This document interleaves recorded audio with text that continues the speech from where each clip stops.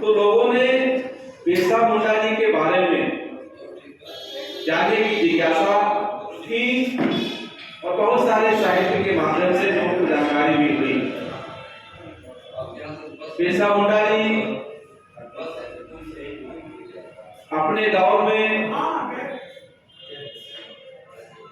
अपने उस वन क्षेत्र के लिए, उसकी प्रभुता के लिए, उसकी अखंडता के लिए, उसकी स्वतंत्रता के लिए जो संघर्ष किया, उसमें बंगाल रेजिडेंसी हुआ करती थी। रांची के पास उनका जन्म हुआ था, लेकिन आजादी के पहले जो बंगाल प्रांत था उसमें बिहार आता था। उस क्षेत्र में, उस वन क्षेत्र में आदिवासियों की समस्या को लेकर के, चाहे उनकी समस्या धर्म परिवर्तन की रही हो, चाहे उनकी समस्या जमींदारों के उत्पीड़न की रही हो या अंग्रेजों के उत्पीड़न की रही हो, इन समस्याओं को लेकर के बिरसा मुंडा ने आदिवासी लोगों को इकट्ठा करने का काम किया और उन लोगों की समस्याओं को लड़ने के लिए टोलियां बनाई, जगह जगह संघर्ष हुआ। इसकी वजह से बहुत कम दिनों में, बहुत कम उम्र में उन्हें शहीद होना पड़ा। लेकिन जो उन्होंने हौसला, इस दिलेरी से संघर्ष किया, आज इतिहास में उनका नाम दर्ज है। एक ऐसे क्षेत्र से जहां की कोई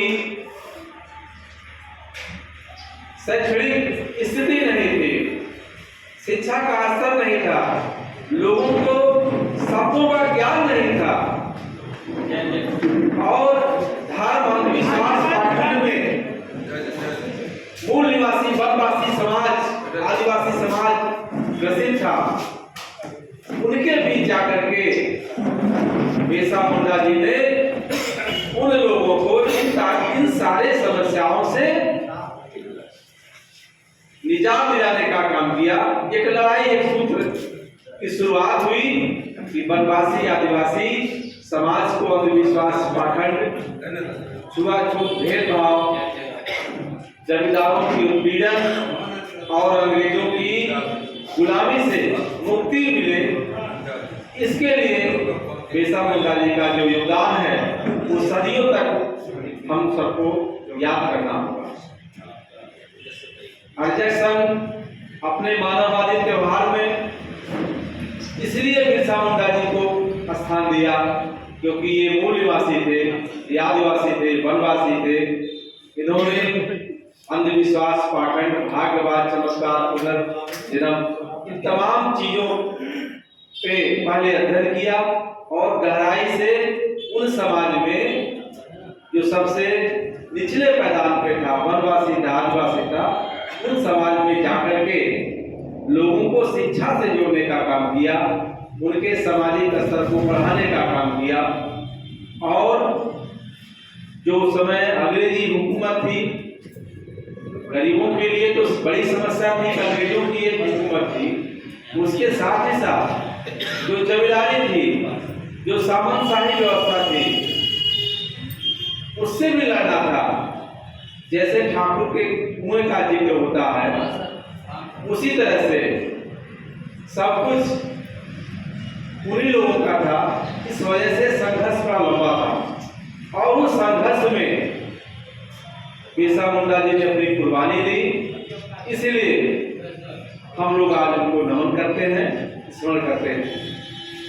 अर्जक संघ 1967 में जब स्थापित हुआ, महामना राम स्वरूप वर्मा जी ने इसको स्थापित किया, तब से निरंतर सामाजिक और सांस्कृतिक, राजनीतिक, आर्थिक परिवर्तन के लिए समाज का जो निचले पैदान पे व्यक्ति बैठा है, उसके तरक्की के लिए, उसकी खुशहाली के लिए अपने कार्यक्रमों के माध्यम से, विचारों के माध्यम से संगठन निरंतर काम कर रहा है। लेकिन साथियों, जो लड़ाई, जो चुनौती हमारे सामने है, जो परिस्थितियां खड़ी की जा रही हैं, क्या हम उस परिस्थितियों से लड़ने के लिए सक्षम है।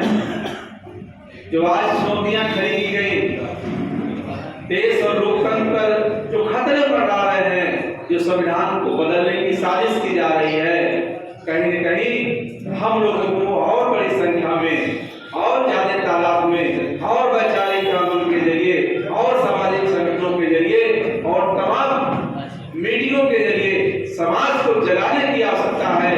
उन्हें संवैधानिक विचारों से जोड़ने की जरूरत है। नहीं तो जो हुकूमत है, जो बादशाह है देश का, जिनकी सरकारें हैं, वो इस देश के लोकतंत्र को ऐसे करना चाहती है।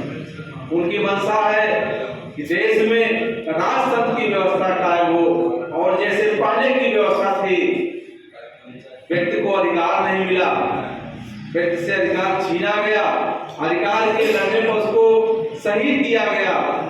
इतने कुर्बानियों के बाद अगर देश में बाबा साहब की बदौलत भारतीय संविधान में इतनी अच्छी व्यवस्था की गई, तो निश्चित तौर से हमें इन अधिकारों के साथ खड़ा होकर के उन ताकतों से लड़ने की आवश्यकता है जो ताकतें लोकतंत्र की तरफ आंख उठा के देख रही हैं। क्योंकि सामाजिक कार्यक्रम में बहुत सारे लोग इसमें कर्मचारी भी हैं।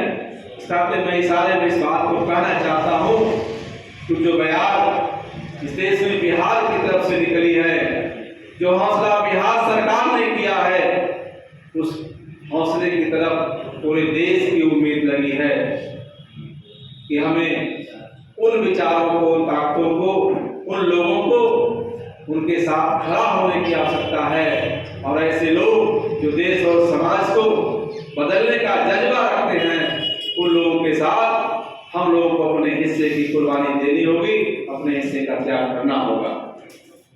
इन्हीं चंद शब्दों के साथ बहुत कुछ न करते हुए आइए एक बार पुनः हम लोग इस बात का प्रतिज्ञा लें कि आने वाले दिनों में लोकतंत्र के ऊपर जो भी चुनौतियां होंगी, संविधान के ऊपर जो भी खतरे होंगे, उन खतरों से हम अपने शरीर की अंतिम बूंद तक लड़ने के लिए संघर्ष करते रहेंगे। और यही सच्ची श्रद्धांजलि बिरसा मुंडा जी के प्रति होगी, क्योंकि उन्होंने भी अपनी संप्रभुता, अपनी संस्कृति, अपने कल्चर को बचाने के लिए अपनी कुर्बानी दी है। जय जय, जय विज्ञान, जय संविधान।